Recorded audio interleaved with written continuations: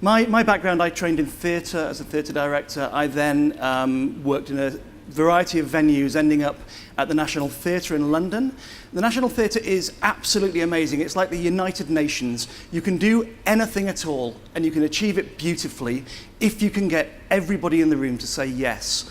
And there are 28 departments at the National Theatre, and at least, and like the United Nations, all the Security Council ones have right of veto. And of course, there's the engineering department and the lighting department, who are the China and Russia of the National Theatre. They will never agree on anything. So I kind of cut my teeth learning to try and get everyone there to say yes. I then went into festivals, and I did that because I love the idea and the energy of festivals. I love the whooshing noise they make as they go past. I love the fact that they are like, if you had the chutzpah of the Australian film industry, but with the money of the Jacques Lang French cultural sector a couple of decades ago. So that's what I did.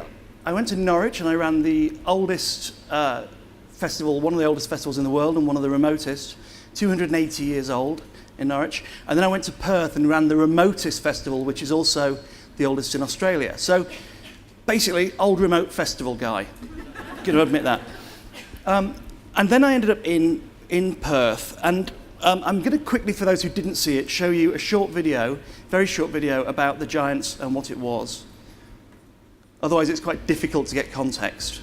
More than 500,000 people have packed the city to watch the Giants. Sam, this is street art at its most creative. There was little space on the footpath. And it's the biggest event of its kind Perth has ever seen. While it stretched the transport network and pushed the city to its limits. There are people as far as the eye can see. Crowds never before seen in the city have gathered to get a glimpse. Perth's in the grip of giant fever tonight. A wonderful start to the Perth International Arts Festival.